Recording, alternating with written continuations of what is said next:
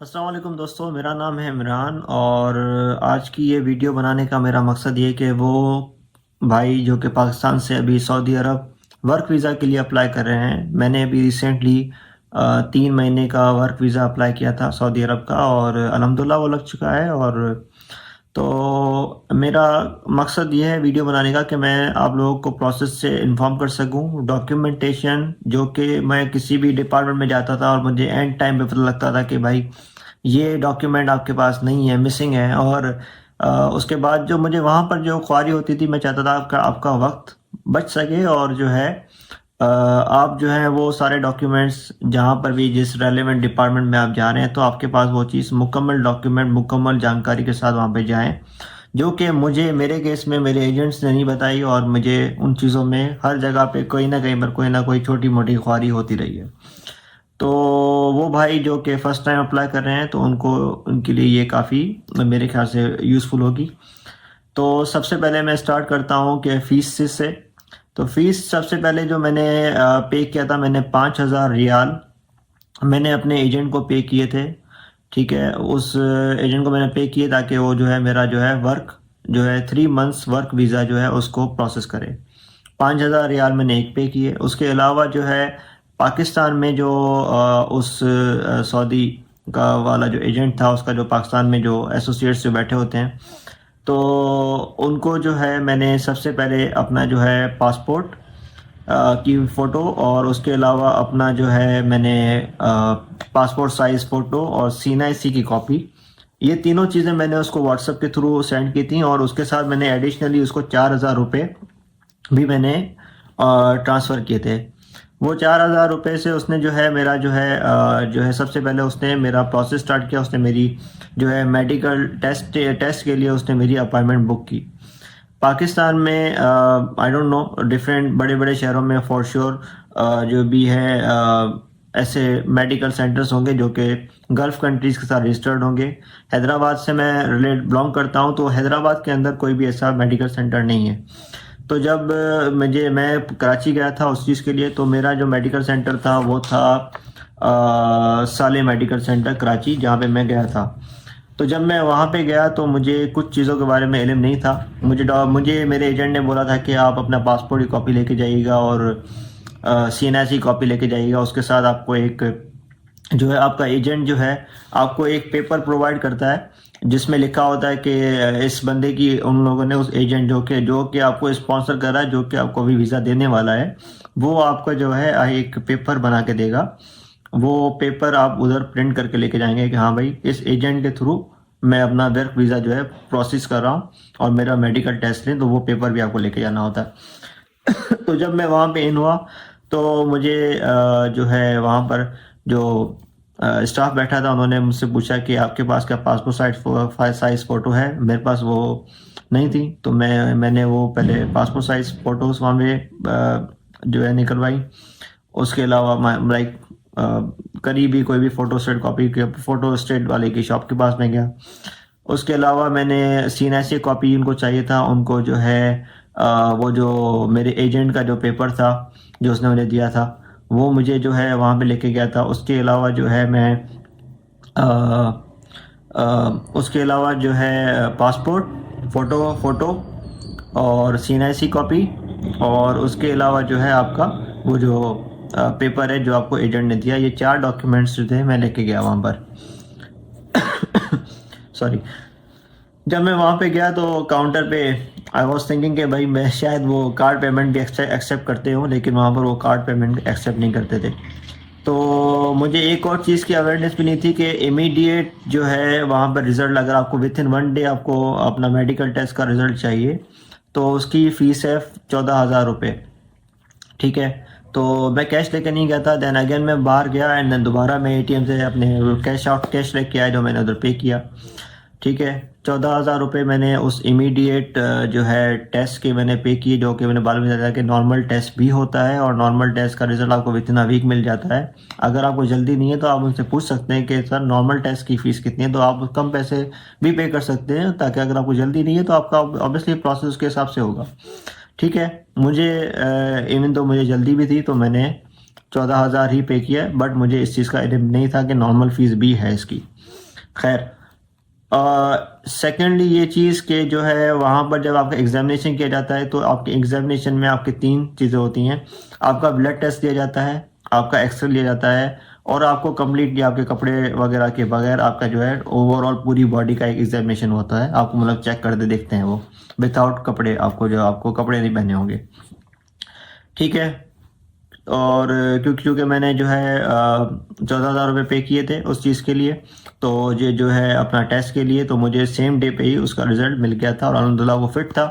तो फिट जो होता है तो उसके बाद जो है आप वो अपना जो फिट वाला जो आपका रिपोर्ट कार्ड होता है, जो उसका रिपोर्ट है, वो आप अपने एजेंट के साथ दोबारा शेयर करेंगे। उनको बोलेंगे भाई मेडिकल टेस्ट मेरा आ गया, अभी मेरा नेक्स्ट प्रोसेस क्या है?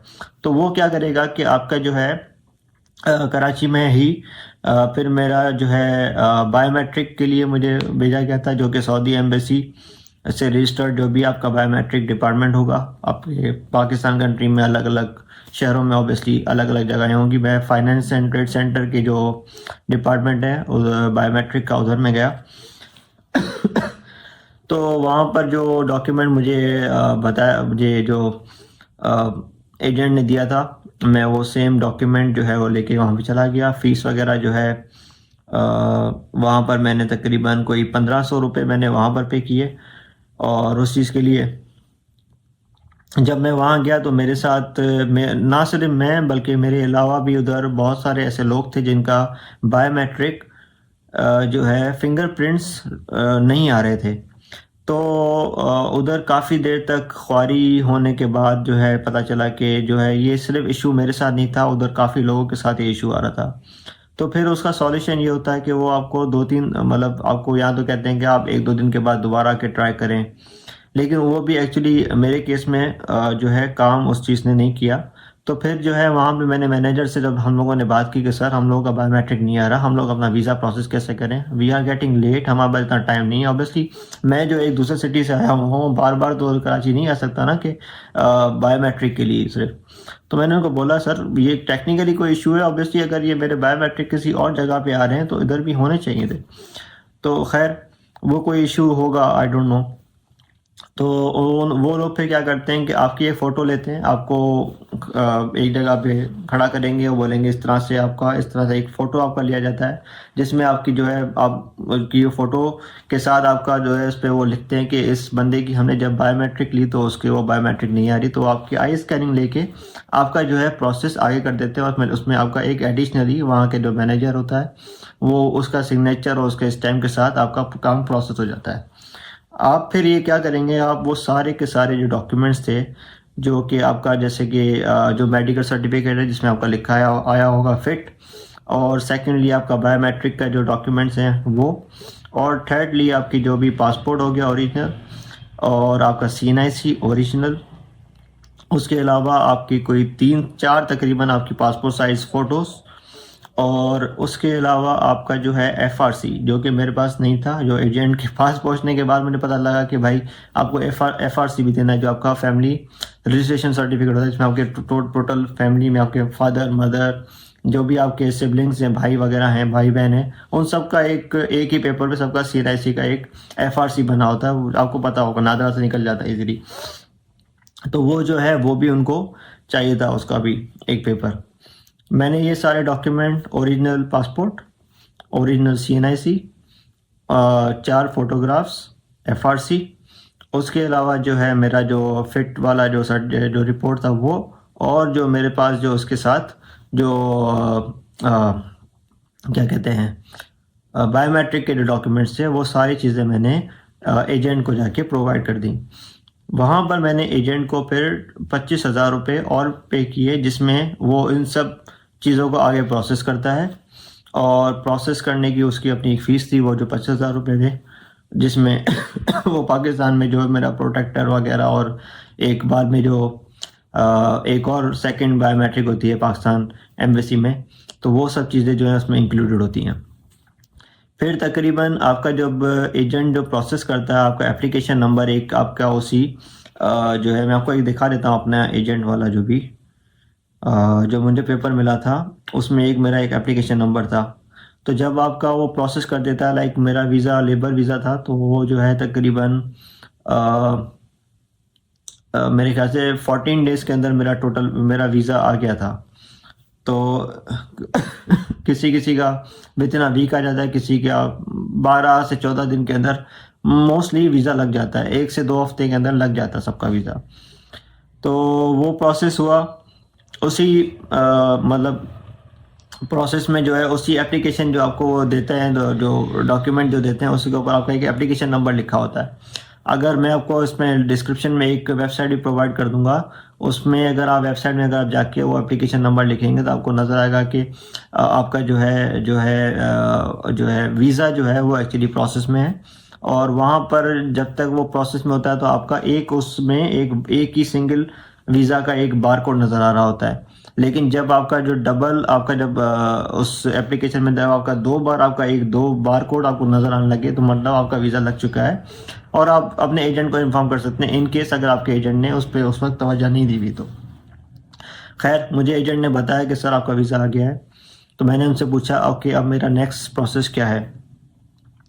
तो उसके बाद जो है जैसे ही वो डबल बार कोड भी आ गया और क्लाइंट उससे जो मेरे एजेंट था उसने मुझे मेरा वीज़ा का जो है पीडीएफ मुझे सेंड कर दिया। फिर जो है मैंने वो पीडीएफ जो है अपने जो इधर हमारे कराची में जो एजेंट था, मैंने उसको भी दोबारा फॉरवर्ड किया। मैंने कहा सर अब मेरा नेक्स्ट प्रोसेस क्या है? तो उन्होंने कहा कि अब आप जो है, उन्होंने मुझे यहाँ पर जो है कराची में ही बायोमेट्रिक के लिए भेजा, जो कि पाकिस्तान के थ्रू जो प्रोटेक्टर की रिक्वायरमेंट है। तो वो आपका एक जब वीज़ा लगता है तो उसके ऊपर एक आता है status pending, biometric is pending. तो आप क्या करते हैं कि यहाँ से उसके लिए उस एजेंट ने मुझसे पूछा कि आपका कोई अकाउंट नंबर है? अकाउंट नंबर मतलब कोई भी, मैंने मेरा अपना एक अकाउंट नंबर है पाकिस्तान का, ऑलरेडी मैंने वो प्रोवाइड किया। अपने भाई का जो है कोई भी एक आपका भाई का जो नाम, जो आपको सिबलिंग हो सकता है, आपके फादर हो सकते हैं, आपको उनके CNIC भी भेजना होता है और अपना CNIC भेजना होता है, पासपोर्ट आपको भेजना होता है कॉपी, ताकि वो जो है उसके थ्रू आपका जो है प्रोटेक्टर का जो प्रोटेक्टर और बायोमेट्रिक का आपका प्रोसेस स्टार्ट करता है। तो जब मैं कराची गया वहाँ पे अपना बायोमेट्रिक करवाने के लिए, तो उन्होंने मुझसे पूछा कि सर ये आपका जो बैंक अकाउंट है ये आपका है? मैंने कहा ऑलरेडी हमारा है। तो उधर कुछ ऐसे लोग भी थे जिनके अपने अकाउंट्स नहीं थे, उन्होंने अपने किसी भाई या किसी अपने रिलेटिव, मतलब अपने किसी भाई या अपने फादर, किसी का इस तरह का बैंक अकाउंट यूज़ किया हुआ था। तो जो है वो उधर उधर सहूलत ऑलरेडी उस जगह पे दी भी हुई है कि वहाँ पर वो जो है कुछ बैंक के एजेंट्स बैठे हुए हैं, वो आपका फौरी तौर पे आपका बैंक अकाउंट भी ओपन कर देते हैं। तो अगर किसी का नहीं है बैंक अकाउंट ओपन हुआ तो वो उधर जाके इजीली करवा सकता है, लेकिन ऑब्वियसली उसमें भी 10-15 आधा घंटा आपका एक एक्स्ट्रा वेस्ट होगा। फिर उसके बाद आपको सिंपली जब आपका ये वाला प्रोसेस हो जाएगा तो आपको जो है आपका बायोमेट्रिक लिया जाएगा। बायोमेट्रिक जो है वो जो पेपर आपके पास जो ऑलरेडी जो एजेंट ने आपको प्रोवाइड किया आप वो लेके जाएंगे, जिसमें लिखा होता है कि इसका बायोमेट्रिक की वेरिफिकेशन, जो कि वहाँ पे जो आपका जो पाकिस्तान है जो एम्बेसी है वो आपको जो है उस पेपर के ऊपर सिग्नेचर करती है, अपना स्टैम्प लगाती है और आपको एक आपके जो है लेबर राइट्स बताती है कि अगर आपके साथ आपका जो है एजेंट आपके साथ कुछ गलत कर रहा हो, आपको पैसे नहीं दे रहा हो, या आपके जो है राइट्स से आपको जो है लेबर लॉज से जो है आपको एक छोटा सा एक लेक्चर 15-20 मिनट का आपको एक लेक्चर दिया जाता है, जो आपको बताएंगे कि आपके राइट्स क्या हैं, ताकि आपको इन्फॉर्मेशन हो, ताकि आप कहीं पर भी परेशान ना हो। दैट इज़ यूज़फुल, जो कि आपको जिसका जो आपको लेक्चर लेना चाहिए। फिर जो है जब आप वो लेक्चर ले लेते हैं और फिर आपका जब जो पेपर होता है जिसके ऊपर आपकी जो है बायोमेट्रिक की तस्दीक हो चुकी होती है, वहाँ पर जो रजिस्ट्रार होता है वो अपना स्टैम्प लगा देता है और जो है आपका जो है उसके ऊपर जो है सिग्नेचर वगैरह हो जाती है, तो आप उसकी फ़ोटो निकाल के अपने एजेंट को भेजने के भाई मेरा जो है अभी बायोमेट्रिक भी हो गया है, अभी मुझे नेक्स्ट प्रोसेस क्या है। तो वो आपको कहता है कि सर ठीक है, अब आप थोड़ी देर के लिए वेट करें, तकरीबन उसको 2 से 3 घंटे और लगते हैं, एंड देन आपका जो है टोटल जो है वीज़ा आपका प्रोसेस होकर लग जाता है। फिर मैंने जब उसकी फ़ोटो अपने एजेंट को भेजी तो तकरीबन उन्होंने मुझे बोला कि आप 2 से 3 घंटे के बाद आके मुझसे पासपोर्ट वगैरह अपनी सब चीज़ें ले लें। तो जब 3-4 घंटे के बाद एजेंट के पास गया तो मुझे मेरा पासपोर्ट वापस मिल गया ओरिजिनल। मेरा ओरिजिनल CNIC भी मुझे वापस मिल गया। एडिशनली साथ में एक सऊदी अरब का जब आप ये वर्क वीज़ा अप्लाई करते हो तो लाइफ इंश्योरेंस का एक रिसिप्ट होता है, जिसमें ये होता है कि लेट्स से अगर आपकी कल कोई डेथ हो जाती है उधर वर्क काम करते हुए सऊदी अरब में, तो जो है आपका जो आप जो जैसे मैंने अपने भाई का उसमें नाम लिखवाया था कि मेरा भाई जो है मेरा स्पॉन्सर है, तो वो आपकी जो है डेड बॉडी वगैरह रिसीव कर सकता है यहाँ। उसमें लाइफ इंश्योरेंस की जो भी अपनी कुछ पॉलिसीज़ हैं वो उस चीज़ का जो भी टेक केयर है आपके बाद जो है वो आपका भाई इसमें देखेगा। ठीक है। तो वो जो रिक्वायरमेंट होती है बैंक वाली, जो जो बैंक जो एजेंट आपका आपसे पूछ रहा होता है कि बैंक अकाउंट दें, और आपके भाई का जो CNIC मांग रहा होता है तो उसका रीज़न ये होता है, और जो FRC मांग रहा होता है उसका रीज़न भी ये होता है। ठीक है। यहाँ तक आपका टोटल प्रोसेस हो चुका है, आपको सारे डॉक्यूमेंटेशन ऑफिस मिल चुके हैं, आपके पास कंप्लीट डॉक्यूमेंट्स अभी हैं। अब आते हैं हम नेक्स्ट स्टेप की तरफ। अब क्योंकि मैंने अभी 3 महीने के लिए अप्लाई किया था वर्क वीज़ा, तो जो है उस 3 महीने के वर्क वीज़ा में ऑब्वियसली मुझे जो टाइम लाइन दिया जाता है कि जिसमें मैं सऊदी अरब जा सकता हूँ विद इन दैट टाइम, तो वो 3 महीने के अंदर ही मैं मतलब किसी वक्त भी सऊदी अरब में जाऊँ, और उसी 3 महीने में जिस टाइम में मैं उधर पहुंचूंगा उस दिन से लेके मेरे आगे 90 डेज का जो भी मेरे 90 दिन का जो है मेरा टाइम पीरियड ड्यूरेशन स्टार्ट हो जाएगा। ठीक है। जब मैं सऊदी पहुंच जाऊंगा तब। तो अभी जो है आपको पता होगा कि पाकिस्तान के थ्रू जो है कुछ जो है एडिशनल चार्जेस भी लगाए हुए हैं कि जब आप टिकट बुक करते हैं ना, वो कोई 15 से 18% एक्स्ट्रा टैक्स लगता है आपकी टिकट के ऊपर। लाइक अगर आपके 70 या 80,000 की भी आपकी अगर टिकट पड़ रही है तो आपको उसके ऊपर 15 या 18% आपको एक्स्ट्रा पे करना पड़ता है। तो कुछ लोग ऐसा करते हैं कि किसी एजेंट के थ्रू पे करवा दे, जो है अपनी टिकट बुक करवाते हैं, तो उसमें ये होता है कि उनको वो जो है परसेंटेज पे नहीं करनी पड़ती। खैर, तो अगर आप किसी एजेंट के थ्रू पे करवा रहे हैं तो आप उस एजेंट को बोलेंगे कि आप उसके साथ अपनी जो है पासपोर्ट भी शेयर करेंगे, आप उसके साथ अपना जो है वीज़ा जो है आपका कॉपी वो भी आपको शेयर करना है, ताकि वो अपनी जो है टिकट में जो है आपका जो है उसको जो है ओके टू बोर्ड कर सके। वो आपका एक ओके टू बोर्ड होना लाजमी है। सेकेंडली, क्योंकि आप ट्रैवल कर रहे हैं पाकिस्तान से सऊदी अरब, तो आपके पास, क्योंकि अभी हम लोग रिसेंटली जो है कोविड टाइम से भी गुजर चुके हैं, तो आपका कोविड जो वैक्सीनेशन सर्टिफिकेट है जो आपका जो पाकिस्तान ने बना होगा, उसकी एक फ़ोटो कॉपी या उसका आपके पास कार्ड वो भी आपके पास होना चाहिए।